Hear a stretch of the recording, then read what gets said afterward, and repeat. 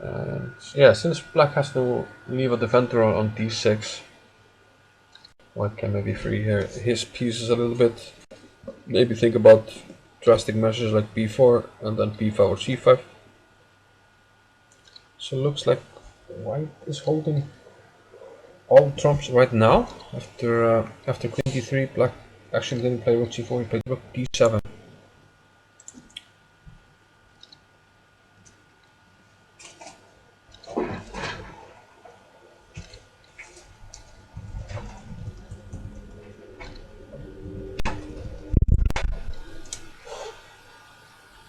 Ah, Sibit! Spinal tap it! Spinal tap! Aroni.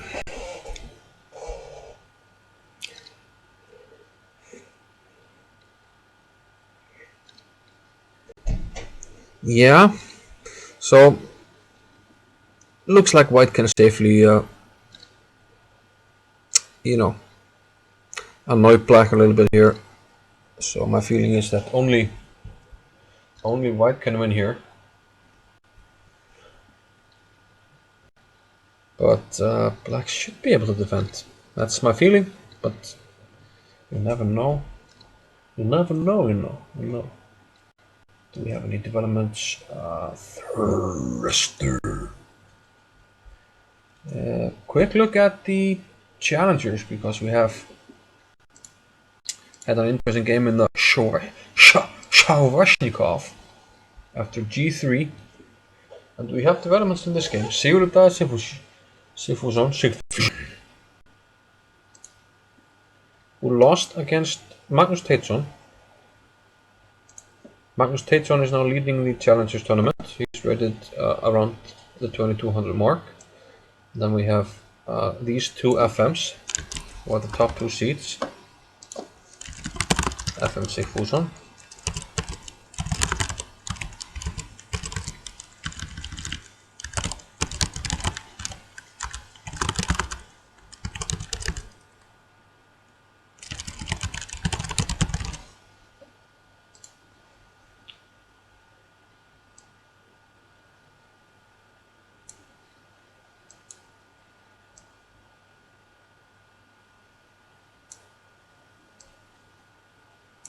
So Sigurður Sigfússon white and Davíð Kjartansson with black. We had what? G3, last move looked at, king d8. So black's up a piece, but this king is stuck here in the center of the board. Queen e1. Anticipating some queen jump over here. Rook c8. f4. Wow. Yeah, now if pawn takes, then rook takes is probably a possibility. Black took on f5.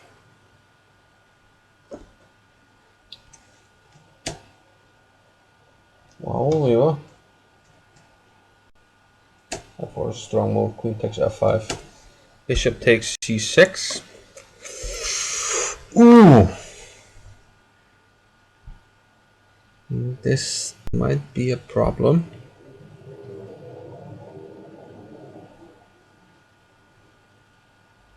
This looks like a problem. Let's say bishop takes, queen a5, jack. Where does the king go, man? I mean, king d7. Because we always have this to open lines. Yeah, black to move, of course. Let's say. I mean, this here. Now we can't take with the queen because rook here. Looking horrible. Looking horrible. Where does the queen go? There's knight f6 check coming up. You can't put the queen on active square because this one. So where does it go? Let's say here.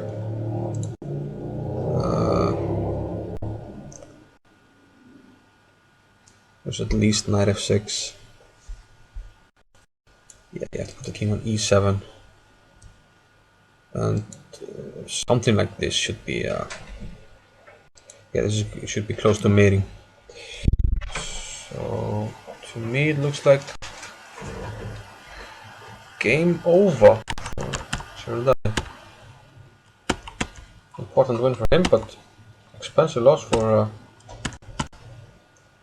David Kjartansson. He has now dropped 1.5 if this is what happens. Meanwhile, Magnus Teitsson has only dropped half a point, and that's from the buy that he took today. Okay. Seems to my Hjalti has blundered. Ah, let's go back to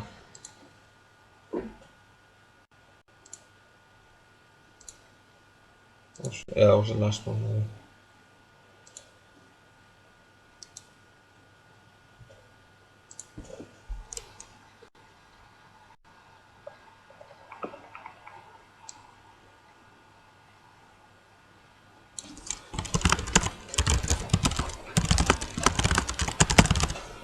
So Þórðarson Jensson we left here.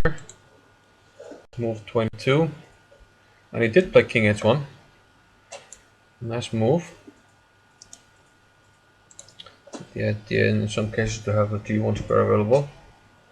Queen check on A4.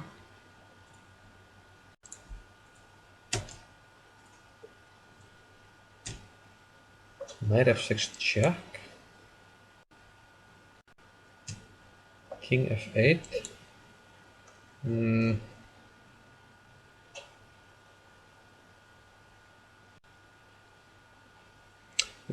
Yeah, for G takes, rook G1.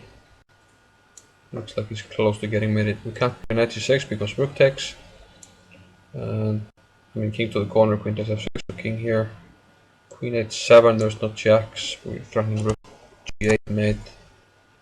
Let the knight interposes, then F7 hangs. So king F8. Rook D6.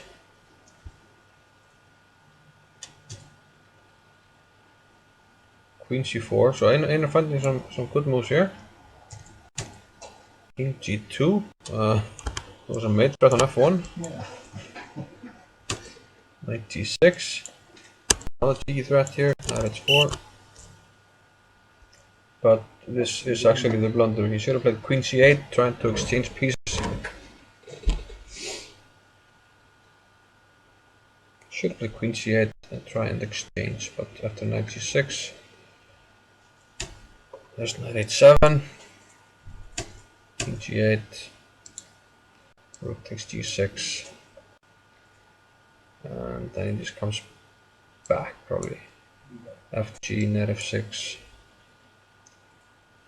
And that's what happened. Yeah, and the black to move. And since there are no checks, we can just take on G6. We have Queen H7 coming up. If takes, doesn't matter. And we can go here or here. Just drop it in the middle and make it the side.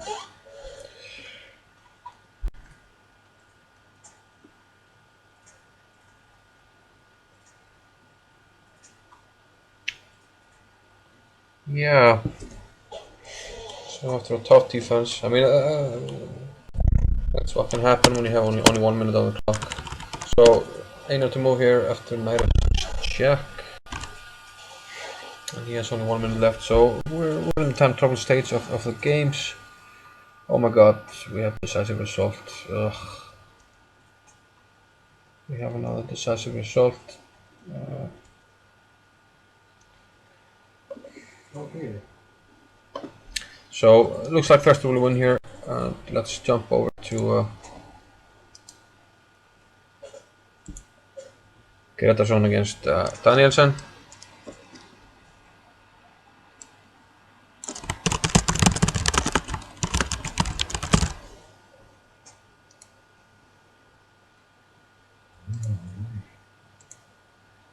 Where, okay, after 38 e4, we had g4, pawn to e3, rook to f1, rook b3 jack, king c2, when he should have gone to a1, when he could have fought, but after this, knight a3 check, king d1, and the problem is, yeah, if he goes to c1 there's mate, So yeah, the pawn on e3 is quite nice here. So he had to go d1. But still rook b1. Knight c1. And then rook b2. And here we have a devastating threat of rook d2 check and knight g2 mate.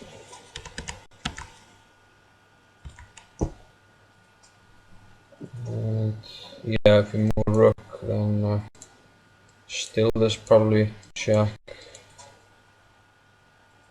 and mate here, so we have to go to h1. And then probably something similar here. Rook f2, h1. Aha, maybe something like this, and then knight e1, going to f3. Ugh. Oh yeah. That's nice, but just seemingly out of nowhere here. Yeah. Drummed up this mating net. So it looks like mate almost by force here.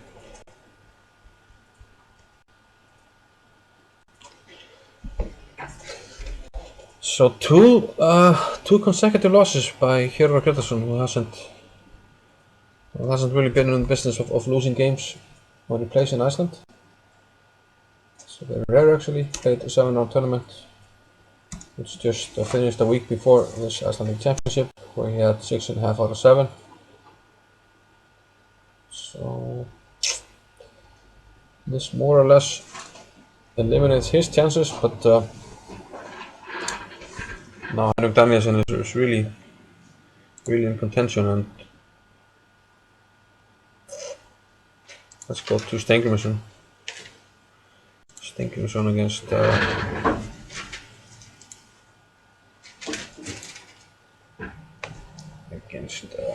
Hannes. 35, rook d7. So this is the top board. Steingrímsson against Stefansson.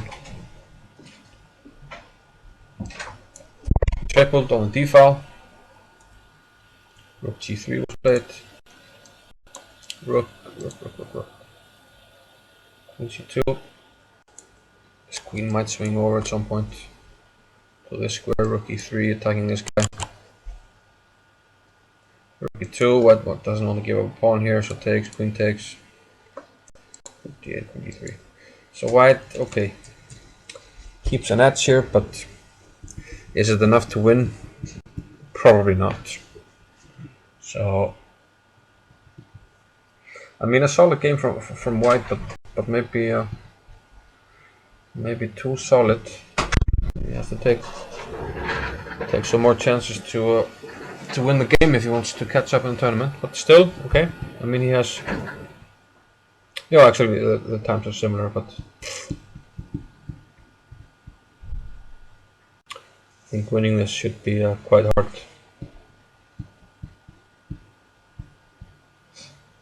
So if we indeed have a draw here, then Danielsen has caught up, and I have a feeling that Helgi Ásguðmundur should be around equal as well. If we go to that board again, we left it at 28, king h2, bishop e5. Yeah, we talked about this idea. King h3, b5, cb, b5, rook c2, and still white can't really move anything. Went knight f2, gave back a pawn here, but instead, well, it's white to move here, move 34. Yeah, this is perhaps the biggest time trouble game so far. 2 minutes against 3 minutes, 2 minutes for white, 3 for black, 6 moves to play. I mean, nothing serious, but still not a lot of time to make your moves. Almost all the moves are correct. Almost all the king's moves are correct. Ah, yeah. Almost. King f2 seems like the worst move. Because the bishop can escape easy check. Yeah. I don't think. Oh, king f1. Human will do it. No, human will usually put King F1. the king on the light square, king f1. H2 maybe, yeah. Looks like the most natural. Not to include bishop d4 and some threats over the g1. I don't know. Yeah. I would choose like maybe like H2. Maybe starting to look drawish. I mean, white is threatening to take on f4, but then probably black can attack something instead. King h2.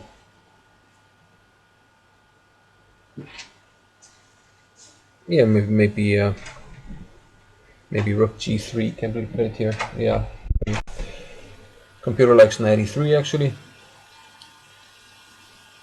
but yeah, rook g3 looks solid when we will have some exchanges and most likely an even-ish rook ending.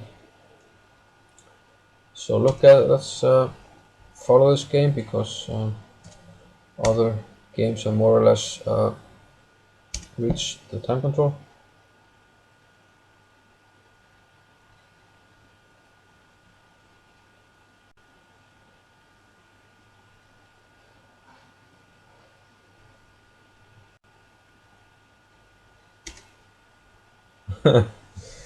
Yeah, that's a nice one here. I was saying before that when Hero played f4, I thought that black should just take it.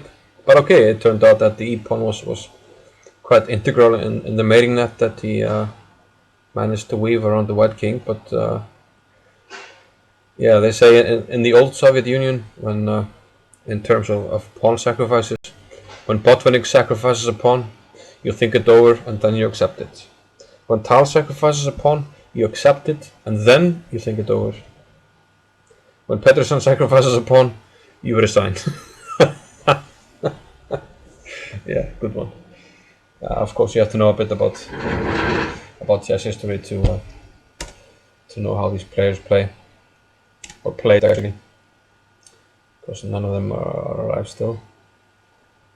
So king h2, and now actually both players have a minute to think about their moves. 1 minute to think about the moves. That's not a lot.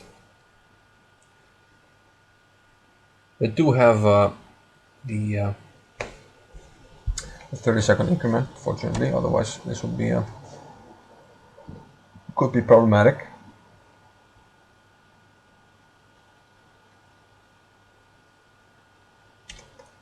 But for now, it's okay.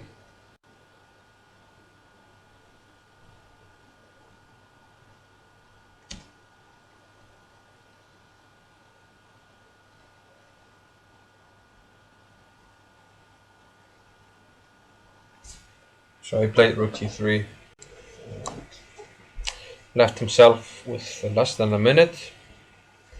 White immediately took on f4 with the bishop.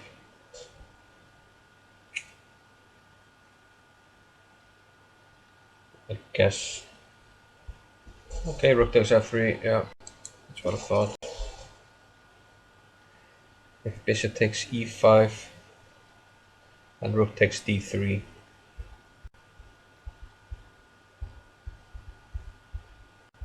So we're gonna have a rook ending.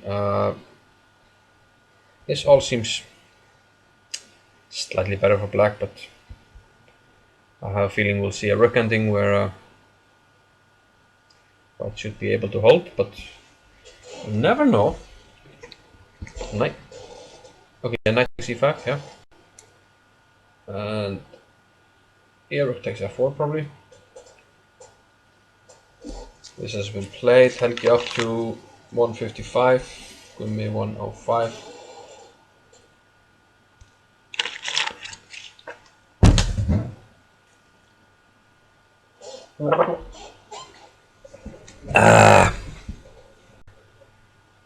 And that's the rook ending I was talking about here. And if it takes...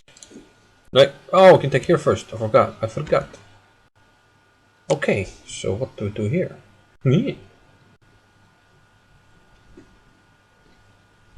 So black might win a pawn, so maybe I was...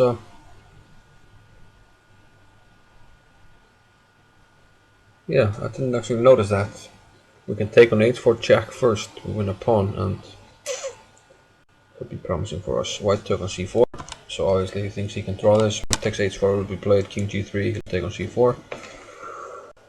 And here White needs to get going with an active rook. So the question is, which passed pawn do we want? If we go to e1, well, it doesn't really matter, we come around, so maybe rook a1. Want to get an active rook here. He actually went rook e1, so these moves have been played. You want to get an active rook, you want to give a check here, then you want to attack either pawn. Try and win it. So let's see. Actually, black can play rook c5 here.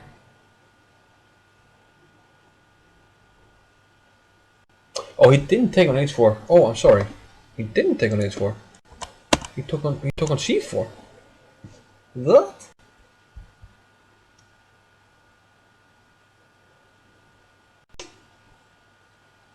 Okay, that surprises me, but okay, if king g3, then we go here, win this pawn. So he went for activity.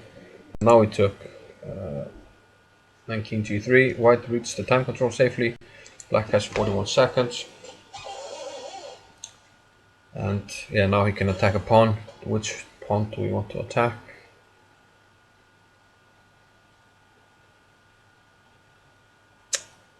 That is the question.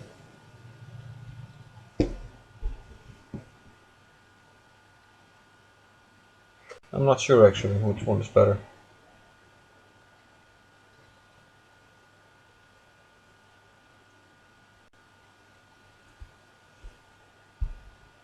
Gummi seems to have 7 seconds, and then finally plays rook d4.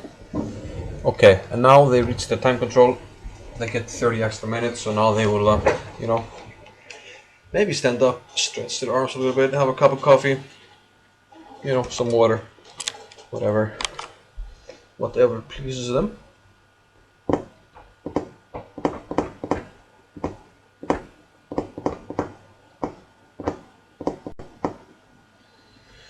So black's up a pawn, but it's the worst pawn you can be up, a rook pawn. And the rook endings tend to have a high drawing tendency. I know Helgi was always fond of endgames, so I think his rook endgame mastery should be quite good still. If he can hold the draw, I have a feeling he will be able to do that.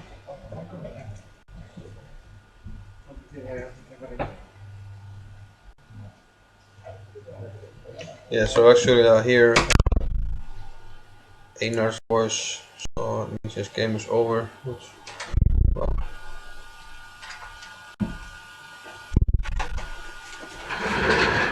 after 29, knight f6 check, he did play king h8, and here they played a bunch of moves, basically because black was in time trouble. He played queen g8, trying to prevent the mate. Knight takes, rook takes, oops, rook takes, queen d6, no, c6, a5, queen a4, stopping the pawn. Now you want to play rook b5, rook a6, f, rook g2 a8, f5, rook d6, rook f7, king g8, queen c4, threatening a discovery, so the king goes back, but now rook takes g7. And once you take it, I will give you a check here. You have to go back to the back rank, and I'll take another one. And this is hanging, not good news for black. Completely lost, and yeah, there was a move. Rook e8, rook takes g7, black resigned, as you should. So another win for thruster, and so in the first 5 rounds he has actually not made a single draw. He won 2 games and lost 3. So what, two decisive results with Thruster beating Hjalti and Bragi beating Guðmundur, so wins for black. Actually 3. Henrik of course beat Hjörvar. So only Helgi Ása against Guðmundur Kjartason remains, along with Hannes with black against Héðinn against Hannes. And that game might actually go on for a while. Go this position.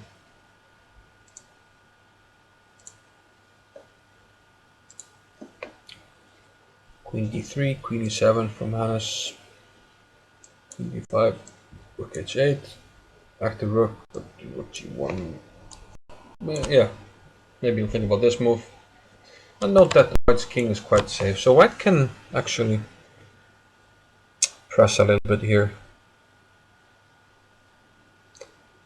But it shouldn't really be anything to worry about for black.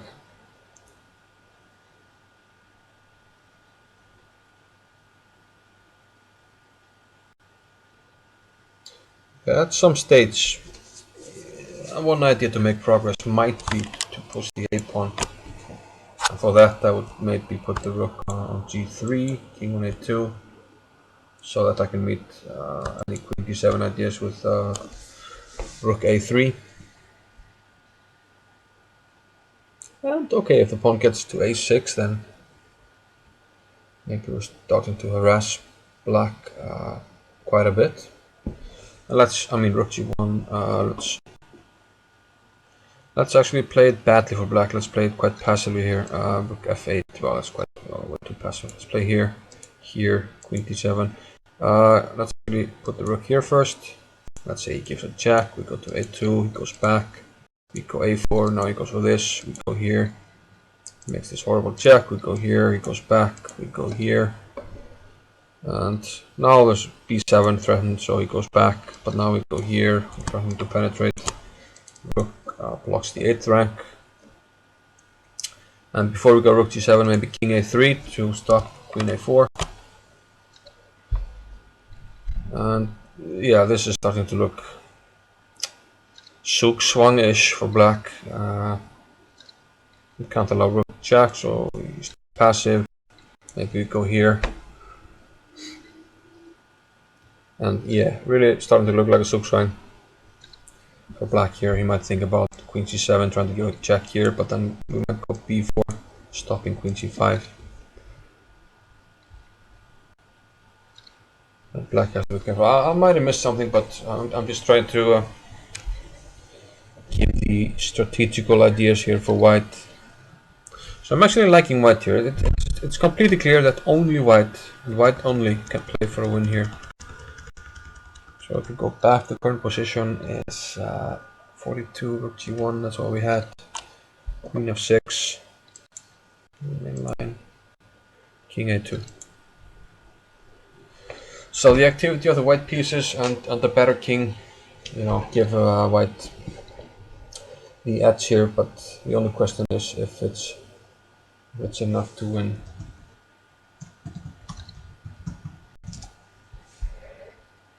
Is it enough for a win? Remains to be seen.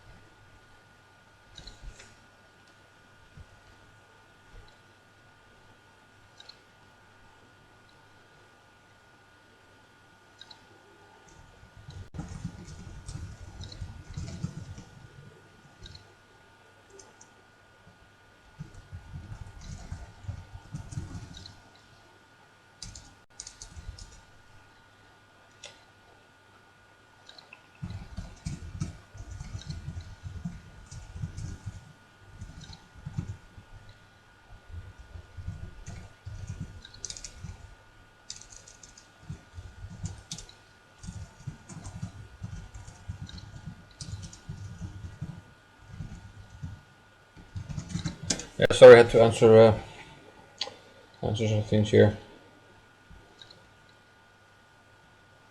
Had to answer some things. So king a2, and actually don't like white here. Rook c8 was played, and probably, well, let's see. We had actually the most interesting game so far was Sigfússon against Kjartansson. Bishop takes e6, queen a5, king went to d7, f takes e5, attacking the queen. Queen takes c2. Here we have a number of moves. Queen a7. Yeah, makes a lot of sense. What?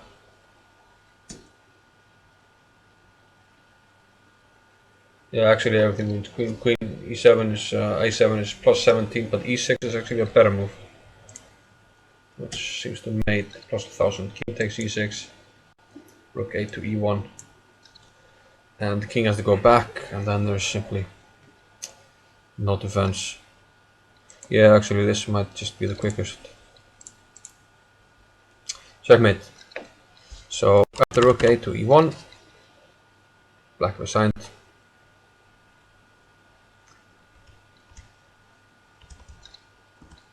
If f takes e6,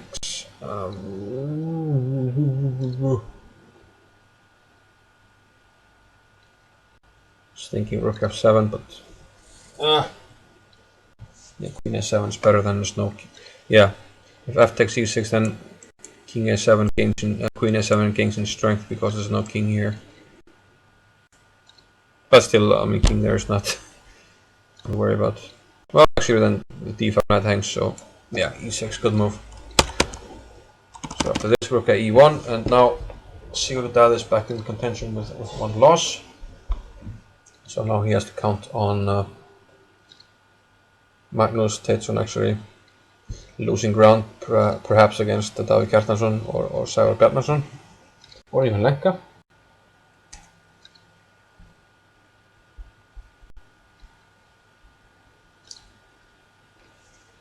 Meanwhile, we had a quick look at Sævar against Lenka. This is I am Sævar Bjarnason against women's WGM, Lenka Potashnikova. Queen f5 was where we left things quite early in the game. Bishop d3, attacking the queen, which keeps flying over the board. Queen a5, c3, queen d5. Not, this is not how you would teach development, but white is better developed here, but hasn't really accomplished anything critical. So I think everybody would prefer white here. Bishop e7, bishop f1. But black is starting to improve her position a little bit. Development is now finished. Queen d6, knight e5, knight takes e5, knight takes e5, c5. Bishop comes back to a3. Queen c7. And seems like black is actually starting to do quite okay here. Now we have a nice pawn for white. Black has the d5 square firmly under control, so actually I think I prefer black now. Bishop a6. You want to, yeah, that's the current position. Exchange the light squared bishops. This is all according to the recipe. If you have an isolated pawn, you want to exchange pieces. Sorry, if you're playing against the isolated pawn, you want to exchange pieces. And that seems to be what black is doing here. He wants to exchange pieces and hope that the d4 pawn will be too much of a weakness in endgame. 24 minutes versus 12. And this is in the candidates section of the tournament.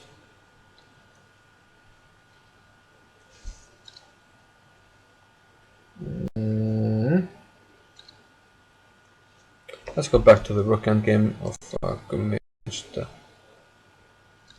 Helgi against Gummi.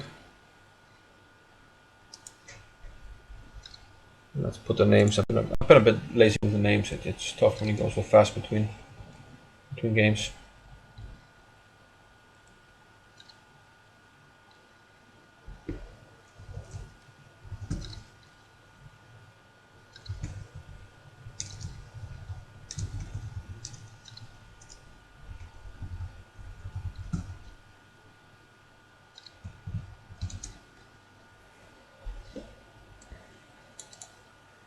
So it's like I am Kjartansson, International Master of Disaster and Show. So rook d4, they reached the time control. Rook e7 check. King g8. Black didn't want to go here because check and takes off a pawn. Rook e7. So they both get a passed pawn here.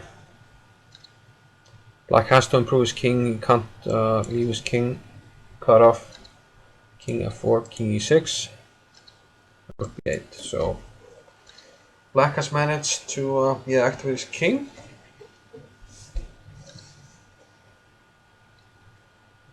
But the question here is if White can get rid of his b pawn for, well, either pawn, let's say. Okay, most likely he can win the h pawn. So if he can get rid of the b pawn and win the h pawn and get his king in front of the pawn, then we're gonna have a dead draw. What do I mean by that? Let's just see some moves here, something like this. Let's say king d5, b7. We have to get behind the pawn. Maybe even king c6 also. I'm sorry. King c6, but okay, we can win a pawn here. We go here, takes. And we're attacking the pawn, so now we'll time king e3. And this should be a draw. I'm gonna play king here, then we just go for the fillet door. Just stay on this third rank, and that should be a draw. So my immediate feeling is a draw here, but you never know. So yeah, 45 rook b8 and Black to play.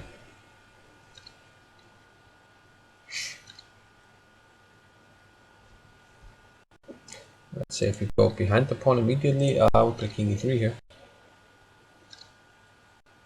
Okay, here. Straight for this, here. Draw. Maybe even this is the simplest way to draw. And Black can't win here. So yeah, looks like we should be very close to a draw here. Black is still thinking here, but I don't like his chances.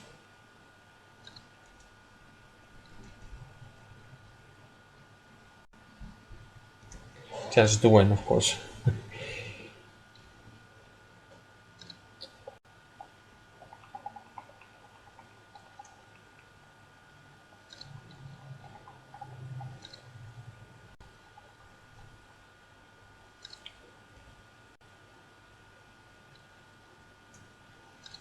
So maybe, most of the games might finish here around the first time control, but let's jump back over to Stefansson.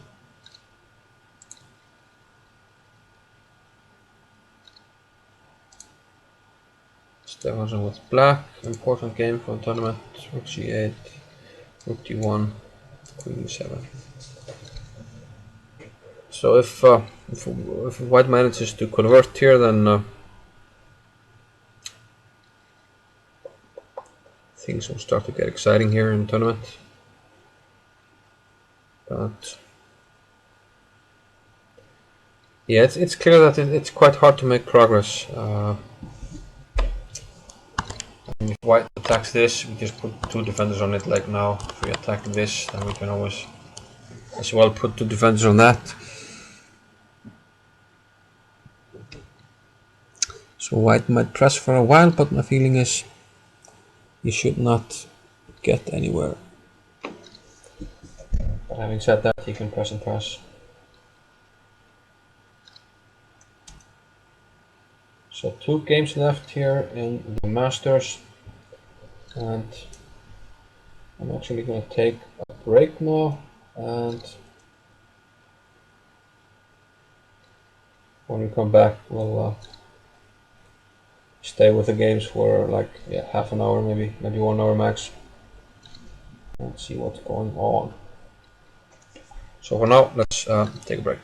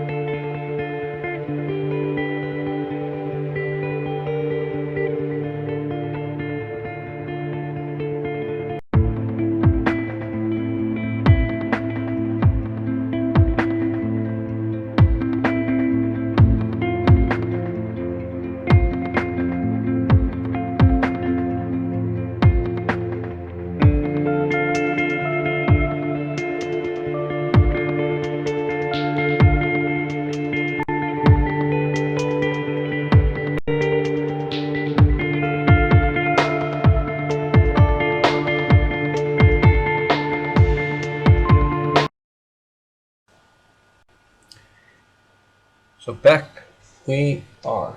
We are back. Okay. There still hasn't been a move in the rook endgame Gretarsson against Kjartansson. Okay, he finally actually made the move here, h5. But perhaps this is the most interesting game currently. Queen e7 was the last move. And now he started to make progress with his pawns. He played b4. After rook h8, he went rook d3, rook to d8, king b3, queen e8, and pawn a4. Black countered with queen to g8. And here, one idea for black is always now to go for the perpetual check. And actually, we might, if it's black to move here, play queen b8. If it was black to move, which it isn't, but just to demonstrate, queen g1 behind this pawn, because after rook d7, queen has to move. Now we will give perpetual check, whereas some poorly translated I don't know, it was Bulgarian, Russian or something, chess word which said eternal check, but I guess that's all that describes it, so not completely horrible, right?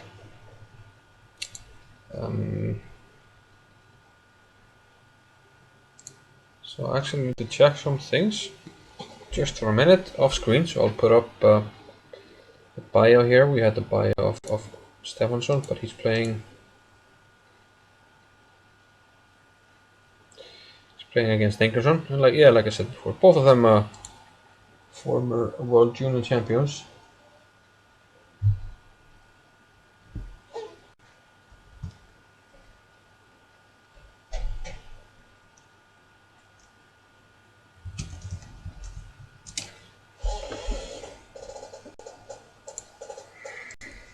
So quick off-screen check here.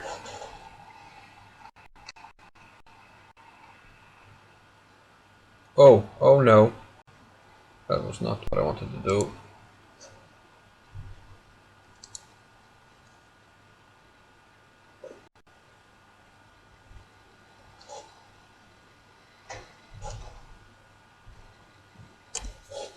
Grandmaster Stefansson, 12-time champion, like we said. Great feel for the game, and he's often called the robot here in Iceland. That's because he just finds the right moves. Plays at an even pace, very rarely in time trouble.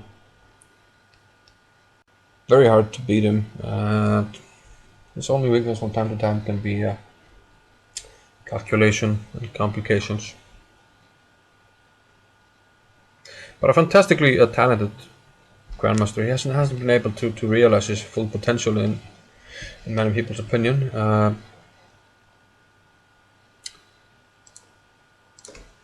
But he has, I mean, 3 or 4-time winner of the Reykjavik Open, which is quite impressive. And some good wins on his resume, like he beat Ponomariov quite convincingly when he was FIDE world champion. He beat Korchnoi, he beat Sokolov. Some easy draws against top talents like Kamsky, etc. So always a strong player to have in your team, on the Icelandic team, in an Olympiad. Because against very strong teams, it can be good for the morale of the team when a draw is achieved quite easily against a super strong player.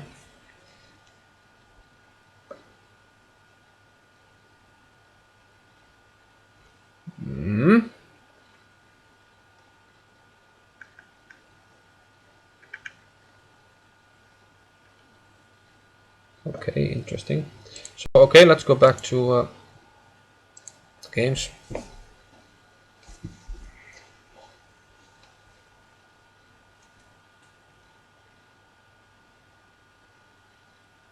So after Queen G8, he actually played A5. We have this board. Let's not. No, that's an old one. So after Queen G8, we actually had to move A5.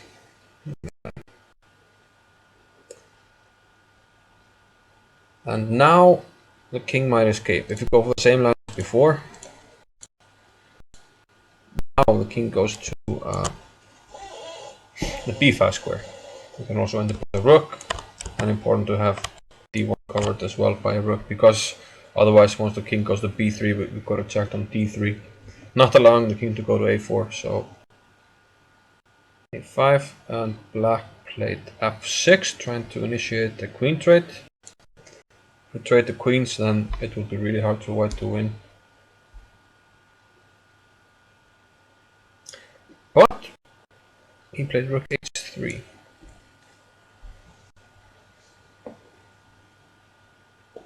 So now the question is for black, can he trade queens and hold?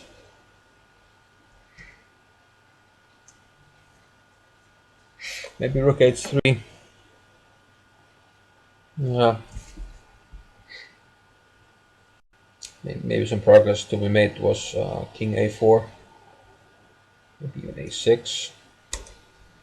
But possibly rook h3 is too quiet. So now the question is if black can take on d5.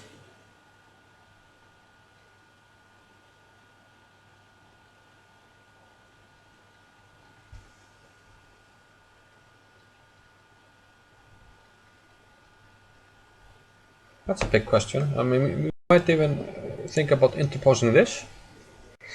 And now if the king has to go to the back rank, then maybe we have some good chances. We can't go here because mate immediately. And rook d7. Now we have to calculate the endgame.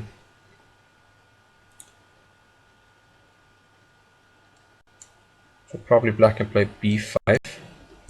So now the question is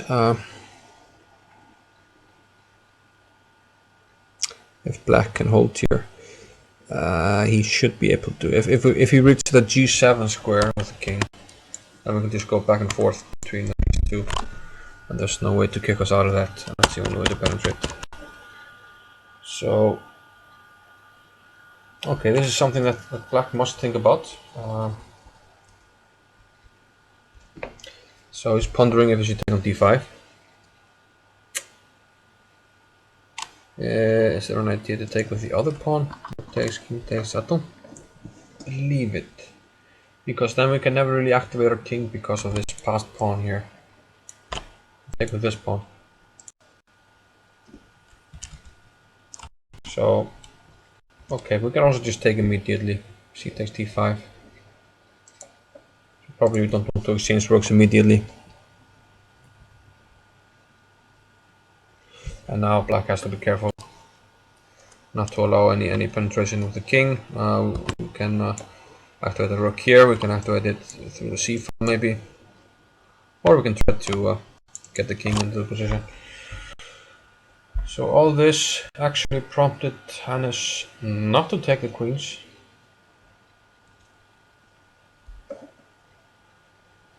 And after rook h3, he played b takes a5.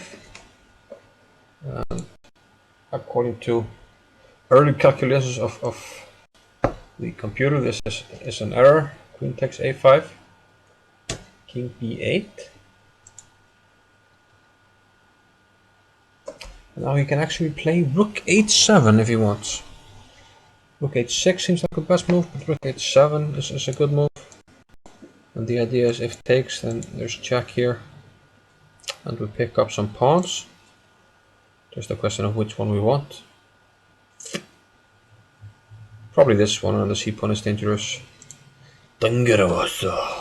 Dangerous. But what did he do? What did he do? Queen b5. Czechoslovakia. king to c7. This, okay, this actually blunders the advantage unless he goes queen a5 and then goes for a rook h7 or rook h6. Héðinn has 12 minutes and Hannes has 23.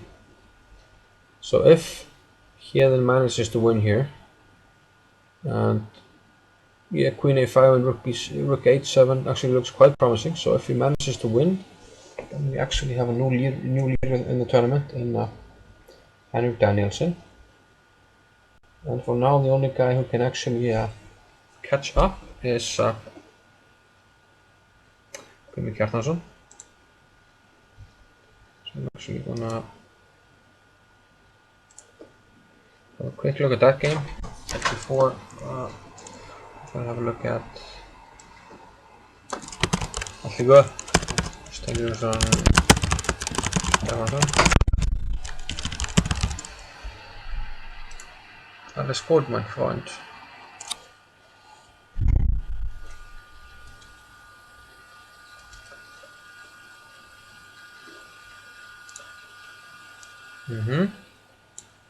This is Stengursson, Stefánsson, but now we're going to have a quick look at Kjartansson, who played h5 here, and now, after Gummi thought for 20 minutes, now Helgi has thought for 13 minutes, so 33 minutes between them and only one move played.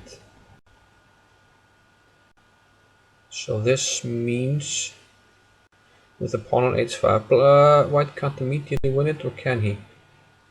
b6, d7 perhaps. Yeah, maybe black's idea here is to hold on to the pawn. And now if white pushes, maybe here. Okay, we can always put the rook on a protected square, and then king here. And now it's difficult to move the rook. Play b7, king c7. Now we can't move the pawn, and that actually makes a difference. Well, we can actually take it back. Or do I take it back? We can go here, but then there's rook b5. Fair enough. This way, black might be able to keep two pawns, and that's his only winning chance this way. So after here, can we maybe play here?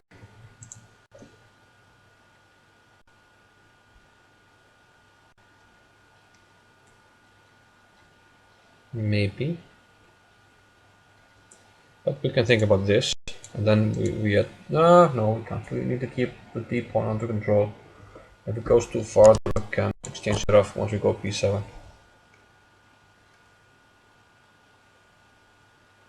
Let's just go back to the current position. My feeling is white should be able to draw this, but black is certainly gonna try. But let's go back to Héðinn and Hannes, because this is a very, very important game for the tournament.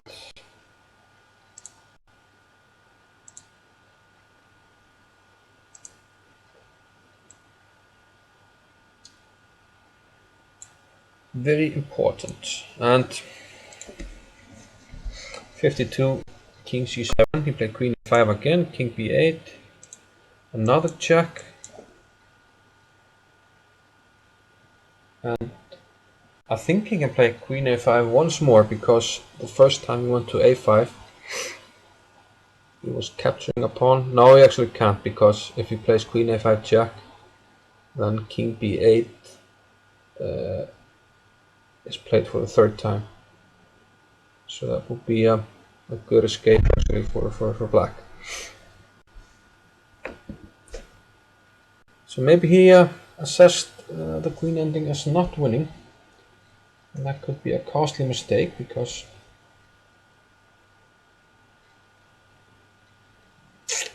yeah.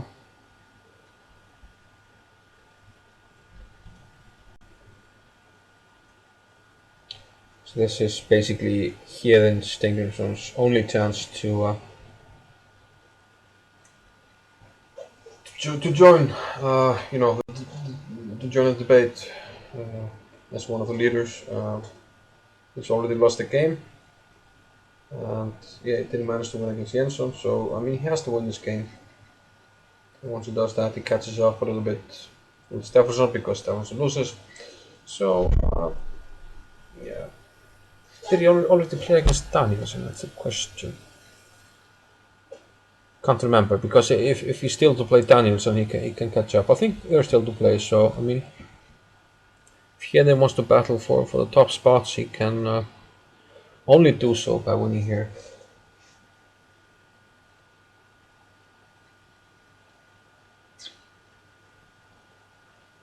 Whoops. No. I did not want to do that.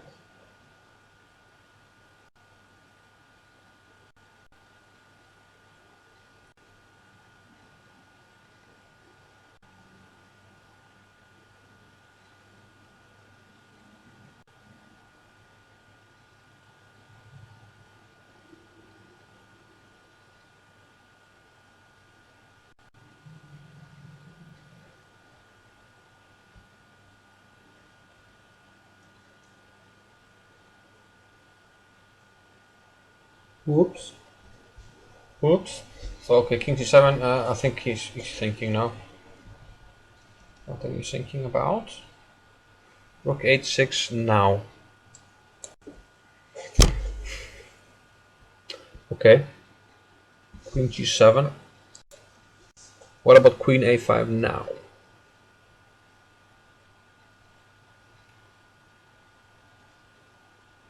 Yeah, it's not as effective right now, but you can also play Rook g6 here, which looks like the most natural move.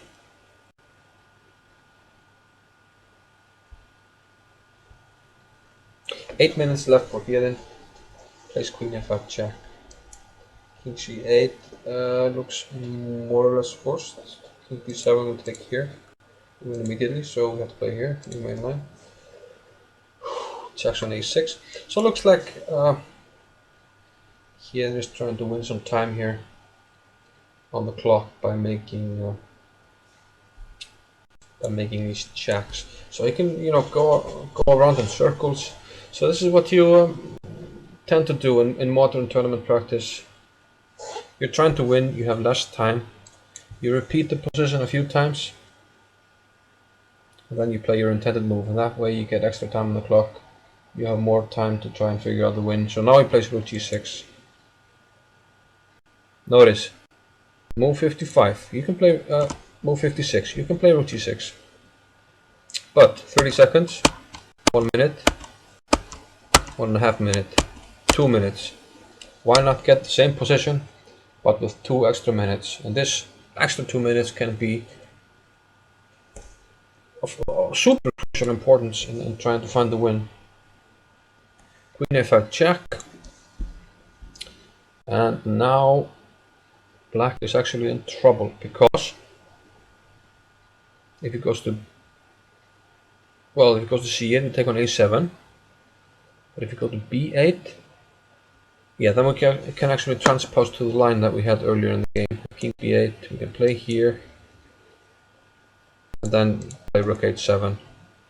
He has to take and take. So maybe he has finally figured that out, but if he didn't see it before, well, why would he see it now? That's the question. So Queen f5 check, current position. Very important game. King b7. This also allows perhaps g7. You can think about it. No, but in that case, maybe black can save his pawns, because takes is protecting f6. There's no check, so now we have time to, well, king c6 maybe protecting pawns, or maybe start checking. So yeah, not the same as rook h7, because then we can take with check. So king b7, queen d5 check, king d8.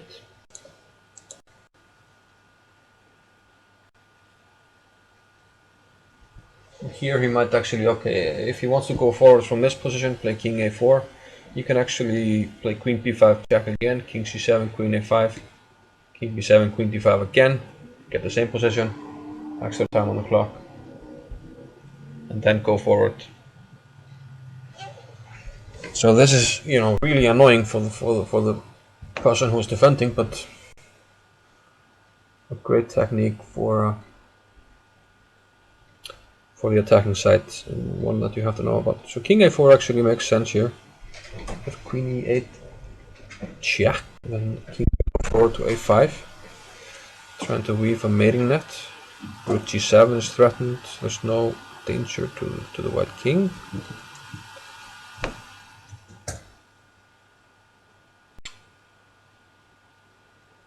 So yeah, he plays king a4. But like I said, he could have, I guess, repeated again, but didn't want to take the chance. Plays king a4. Starting to look quite good for white actually.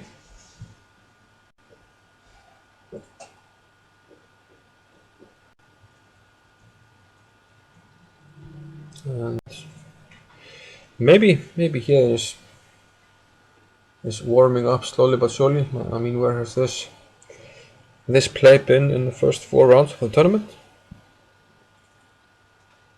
It has been absent, but if he finishes this game, then finally, he has moved into contention in this tournament, which is wide open now if Hannes loses.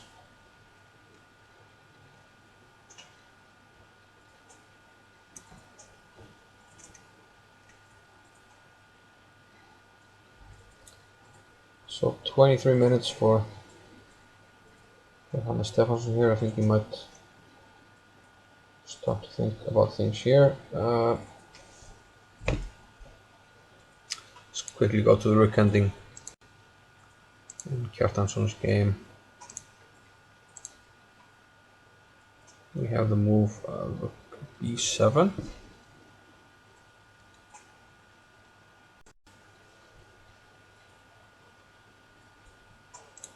And black played h4.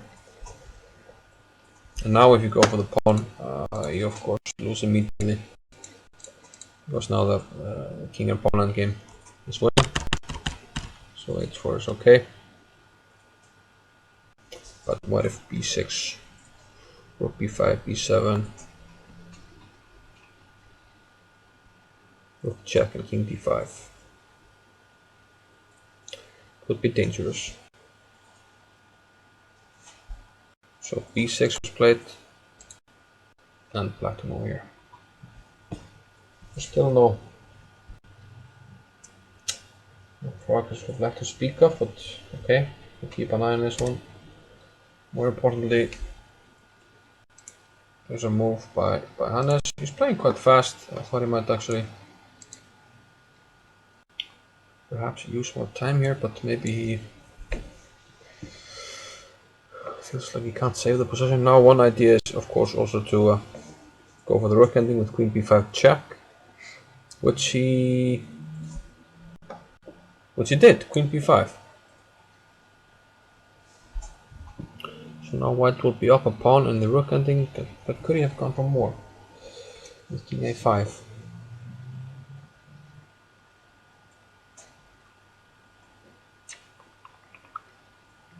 Maybe. That goes on queen b5 immediately, so now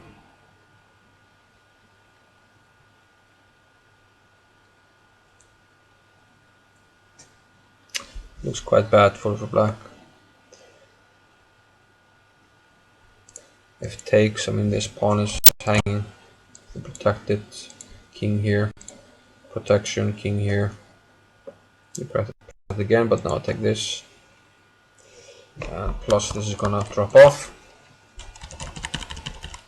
So this might actually be close to completely lost endgame for black here. He can't defend his pawns. Hard to see where he could get any counterplay.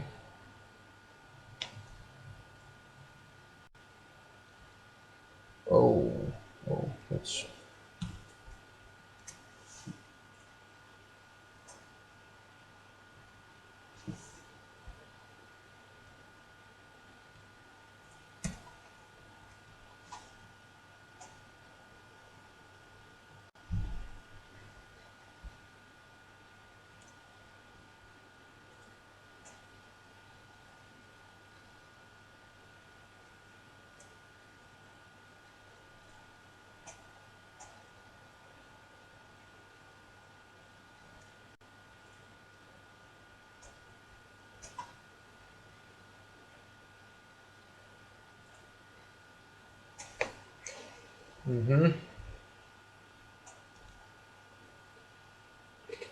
Okay.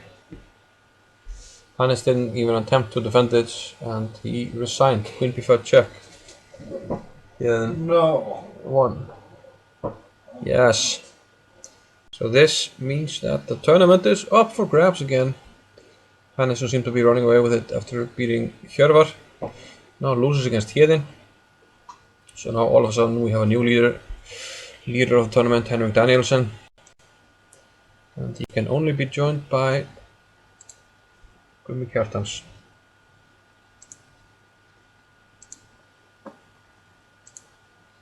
Yeah, if we go back to this, I mean, there's not much to be done here really. I think we take maybe even check.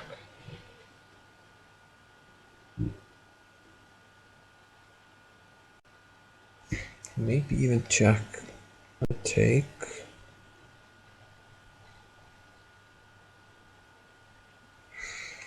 Yeah, but okay. The simplest is probably to take and take here.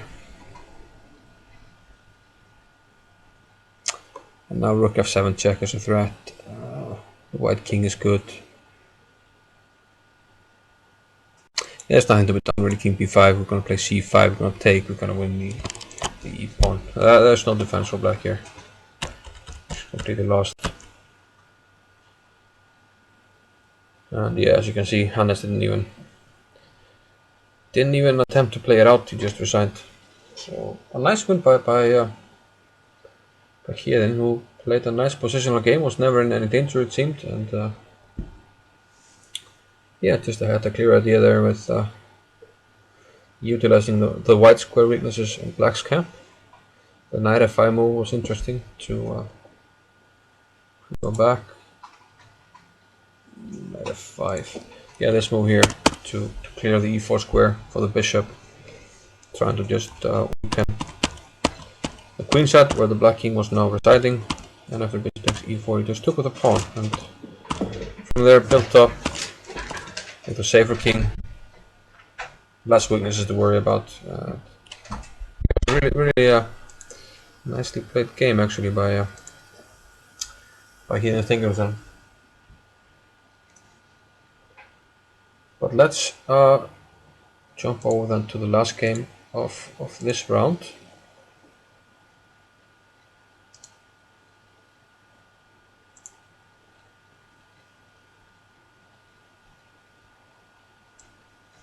Which is Gretarsson against. So if Gummi here with black can find a way to squeeze out the win here, then he is in serious contention for the title. Rook b5, king f3, h3. So one point in black's favor is that if white's king needs to worry about the h pawn, then once it captures the h pawn, then the king is a bit too far away from the action. Let's say king g3, rook b3 to have a move. Where to put the king? You have to be careful actually in some cases.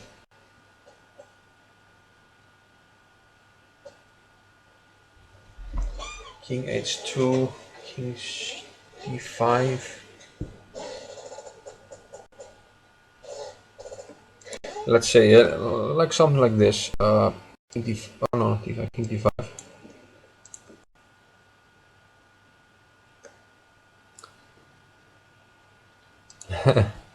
Okay, let's say well, now I just go for the pawn, right?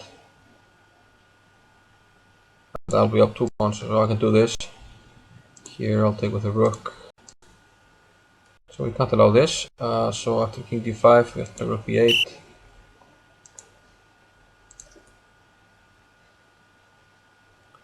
But still then king c6, or...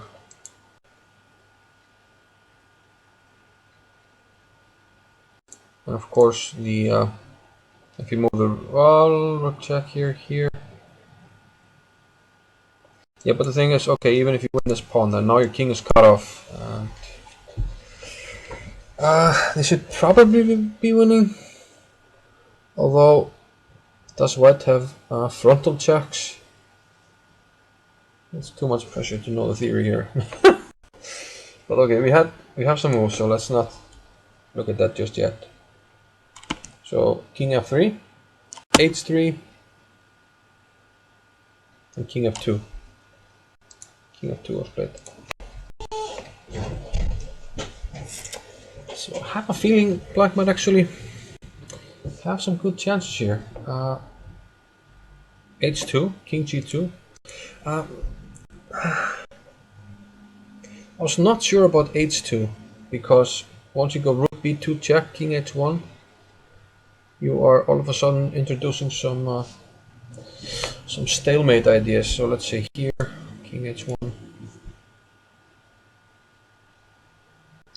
All of a sudden there are some stalemate ideas which we can't be happy about. But maybe it's okay. Maybe black can't lose the pawn and the rook so easily. So this might work. Rook b2, king h1, king d5.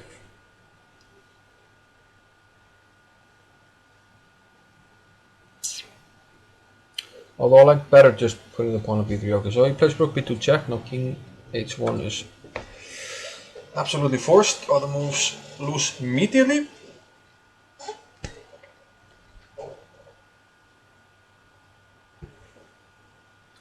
So now I'm worried. I have a feeling you should have kept the pawn on h3.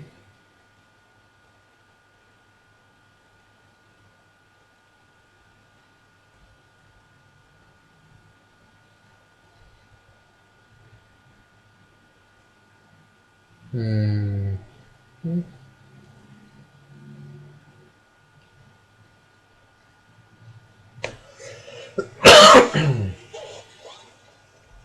Okay, and the challenge is we might have a look if things start to quiet down here.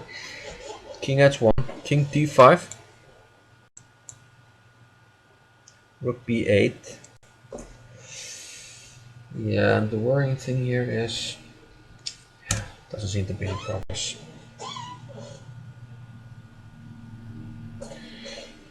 I mean, it's just a feeling. I'm not sure if I'm correct, but what happens if we go for king c6 now? King c6?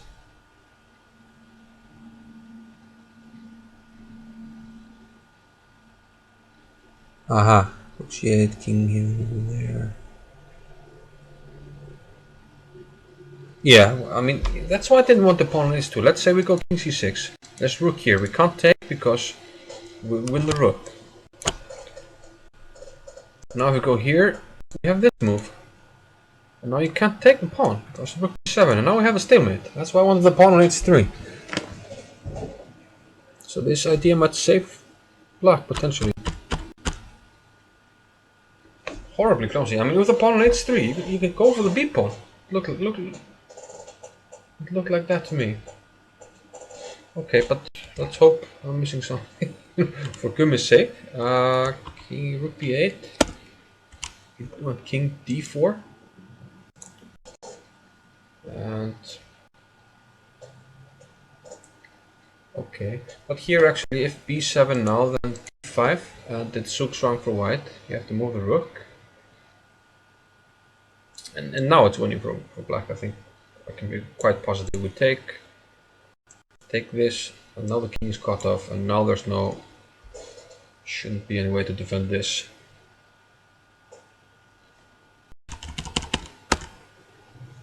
But rook b7, we got d5. What do you do? Isn't it just lost now? Maybe this was just a good way to play it, so maybe I'm mistaken here. I mean, white can't do anything. So move back, move here, then rook d8. No, then play d4. Let's see here, d4. And white hasn't improved in any way. Yeah, I think it's just winning for white, actually. So for black. 7 minutes for white, 3 for Gummi. Rook b7 was played, almost 53. Promoted. So not d5.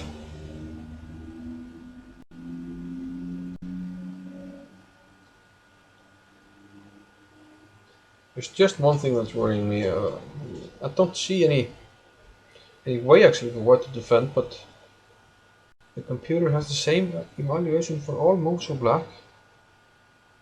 That often indicates that it can't make progress.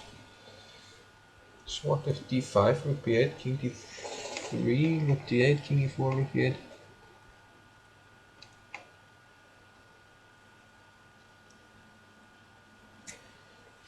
Okay, so the comp is saying d5, rook b8. He went back to d5. What? He's trying to gain some time on the clock, or? Must be. Has to be gaining time on the clock. So let me see this. King d3.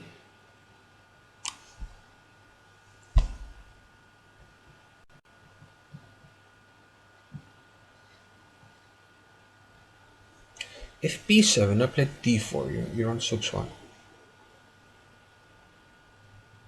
I don't get it. I just don't get it. Maybe I'm too tired, I'm missing things. But he played king d5.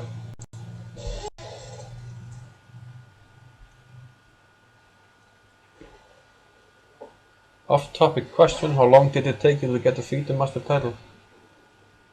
I mean, what's your starting point?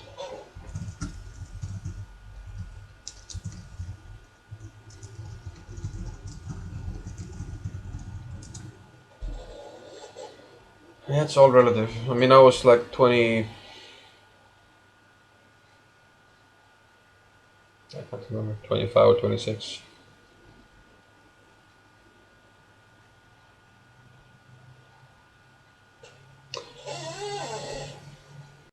The king d5, rook b8, king d4, rook b7. Game is repeating, so you must be gaining time on the clock, so the only way forward is d5. And like I said, I can't see any other way forward. And it actually feels like it's winning.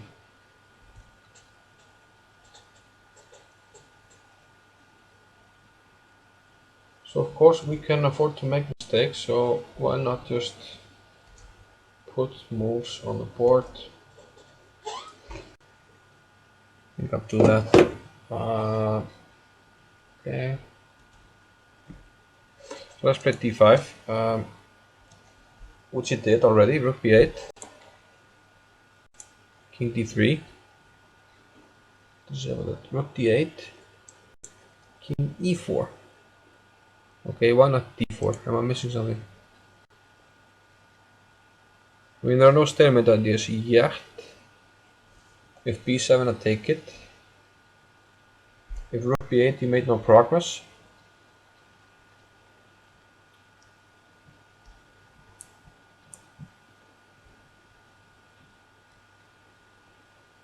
So king d3 has... This is the current position. King d3. Move 56.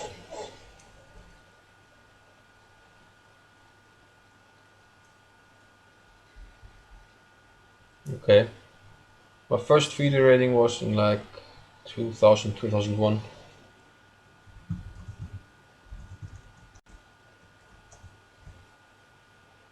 Started 2194, but back then I think the starting rating was 2000. So, but I had a good tournament, so that was good. Today, I mean, if you have a bad tournament to start, you start with like 1500. It's gonna take you forever to progress from that. Yeah, 2194, and then I don't know, 2004 or 5. I'm like, can't really remember, to be honest. Time goes by so fast. So rook d8. And now the computer does not want to play d4, so am I missing something? Am I missing something, you guys? b7? No. I'll take it. That's winning. What? I don't...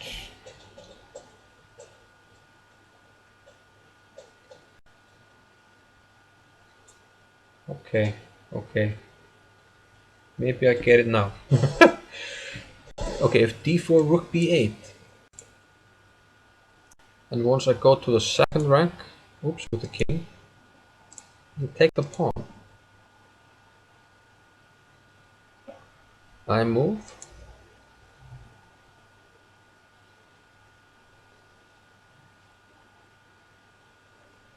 Okay, let's see. Brings the king.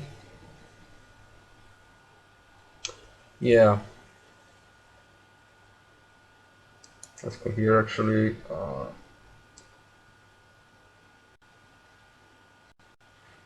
Check or king of d2 check, king d1. I'm so confused.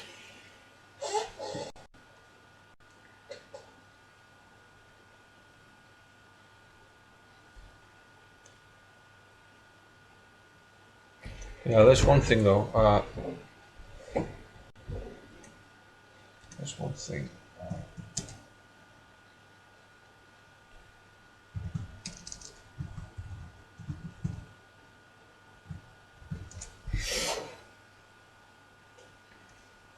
So we went back to king e1, b7 now. Yeah, now I have to protect the pawn. Yeah, I have to go here, and then just move the king. And now I can't go to the e or d5 because check and queen.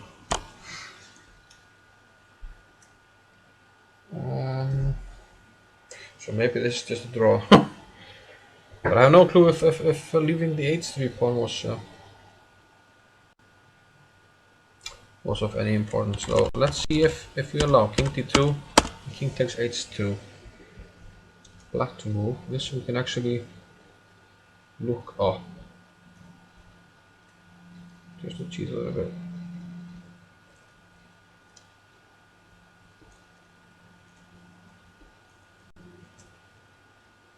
So white to move, switch turn, black to move, evaluate this. And after king takes h2, it's actually a draw. Yeah. So thank you, b-work.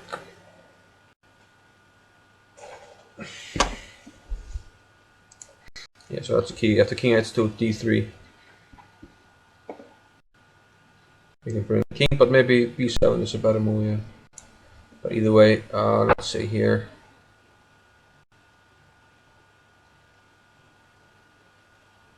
King g3 should be okay. After king d1, b7, d2. Let's just move the king. And hang on a minute. Hang on a minute.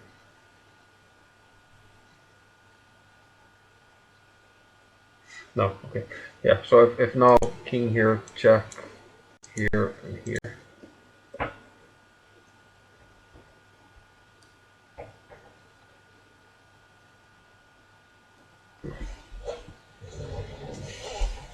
Still confused. Check. King e4, king e2.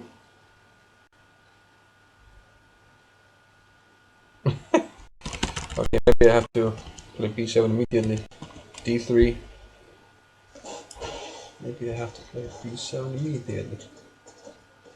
e7. Let's just see for fancies d3.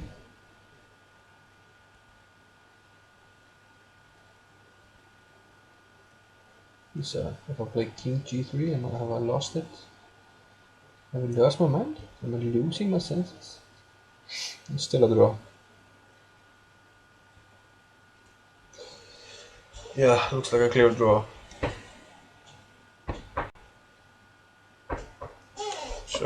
back to the game after 57 rook d8. Gumi actually went back with king d4, trying to figure out the way forward, but probably there isn't. No king c4, rook c8, king d3. Doesn't make any difference. Rook d8. Now we finally get d4, but that's just the same position, but with extra time on the clock. For black, rook b8. And here there is no way forward, and now we understand why earlier in the endgame the computer had the same evaluation for almost. That's because there's no way forward. So I had a feeling.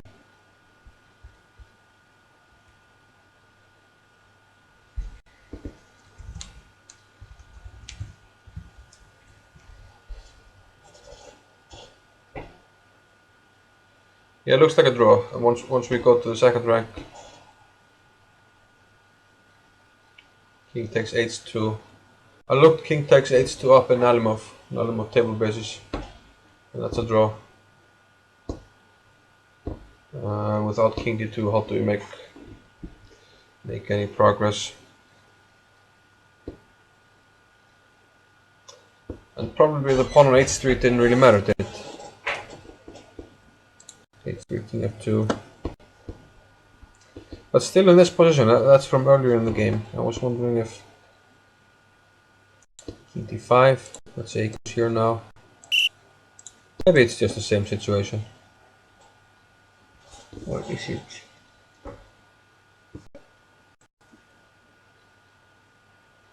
Maybe it's the same situation. But I thought this had more chances. I don't know. Can anyone help me? I'm so tired.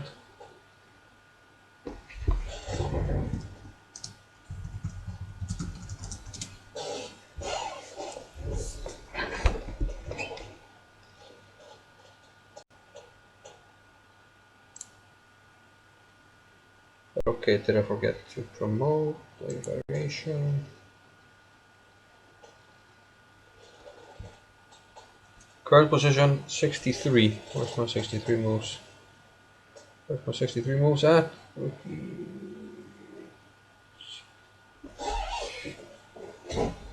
I lost my way in chess here somehow. 52 rook b8. 52 rook b8. 52 rook b8. d4. Promote this.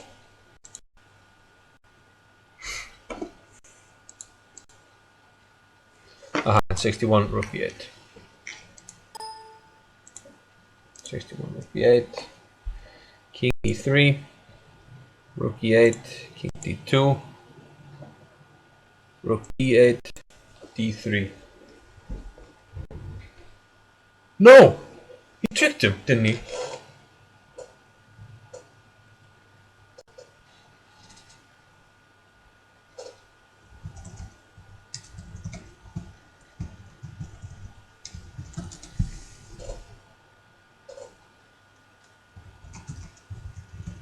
But right now, okay, let's go over those.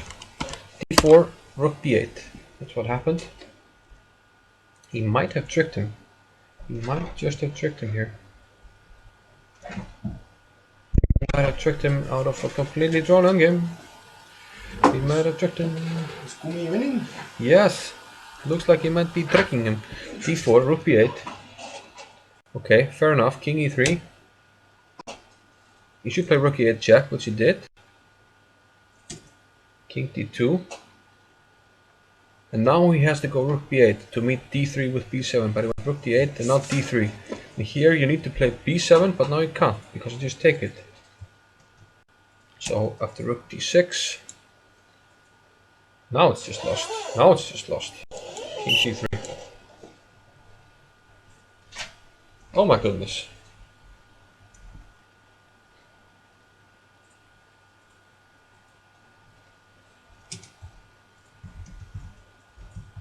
Oh my goodness.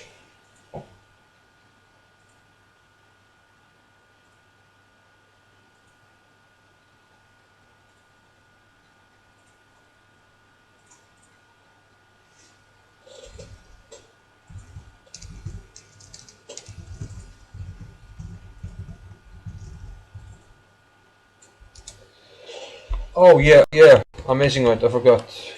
With King C6 there was this earlier King D5. Yeah, yeah, he should have done it with the pawn on H3 when there's no stalemate idea with the pawn on H2. That's correct. But right now,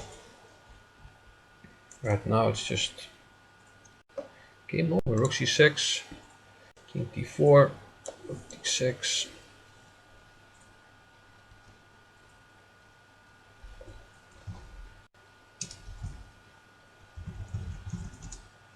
Yeah, there was a statement.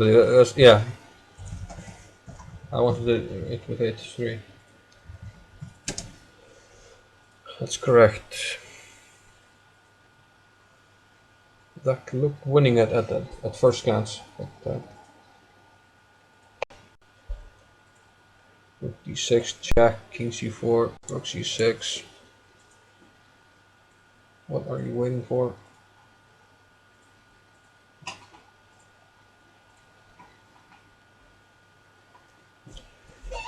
Okay, this is amazing.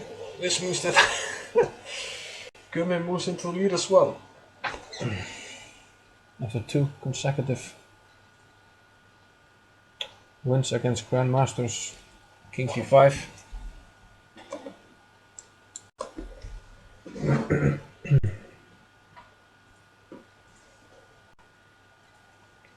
Wow.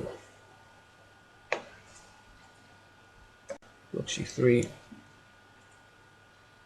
Now D2 is minus 1000. That's bad. It's usually quite bad. Yeah, I mean the pawn is just D2. Game over. Okay, once the game finishes, I'm just gonna quickly run into the hall and then come back. I won't even put up the break sign. And just go there for 1.5, 2 minutes. D2 and Rook D3 check. King E4, C4 doesn't matter. Rook B1 check is coming. Next move. Followed by Queen. Jack. Queen. Go back, pick up the pawn. E4.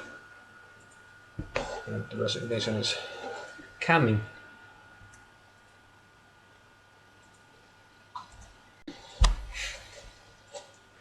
Det var manna staddur svo rikka í brunalítinu.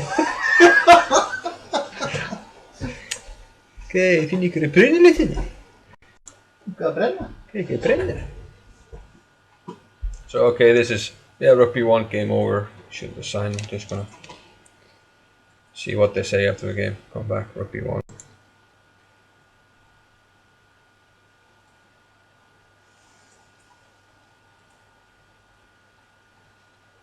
Minus 1000. I'll be right back. 2 minutes.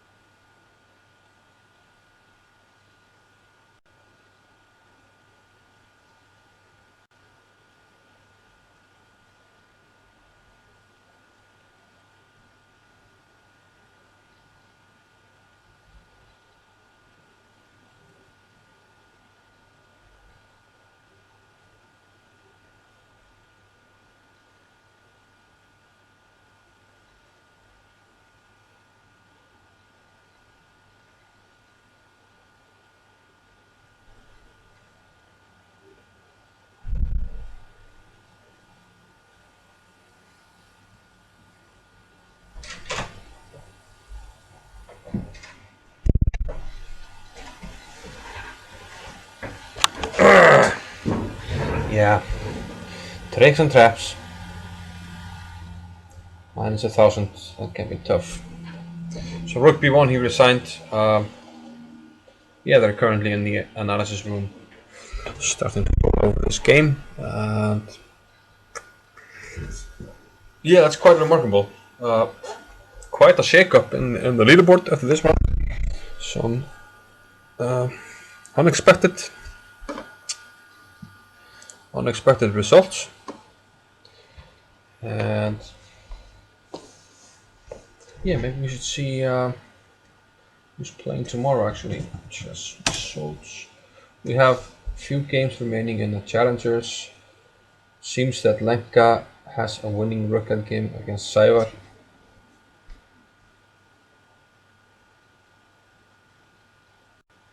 Well, close to it. I mean, he can still fight, but it looks quite good for Black. Black can never lose.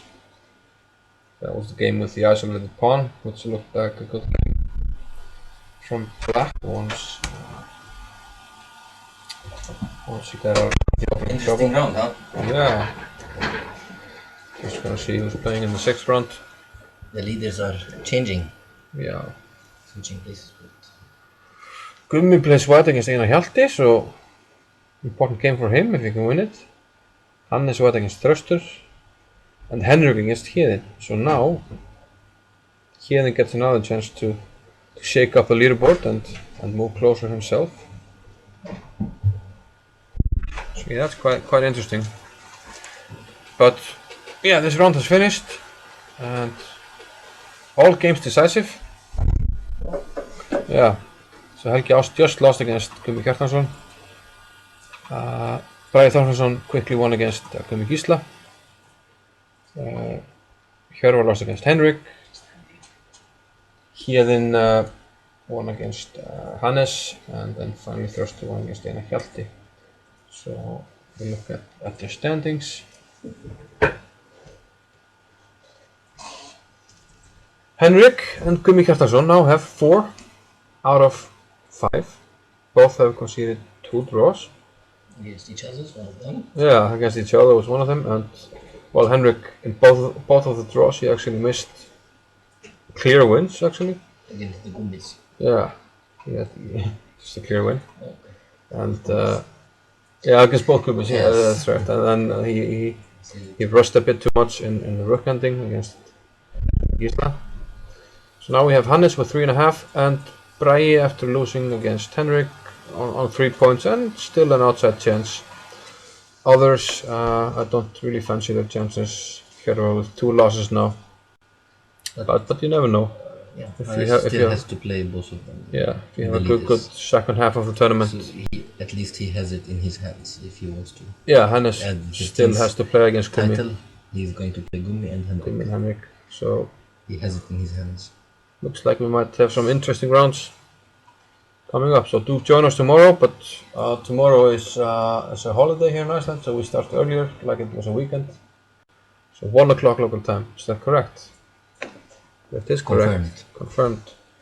So hope to see you tomorrow when things start to get exciting here in Kópavogur City, Iceland.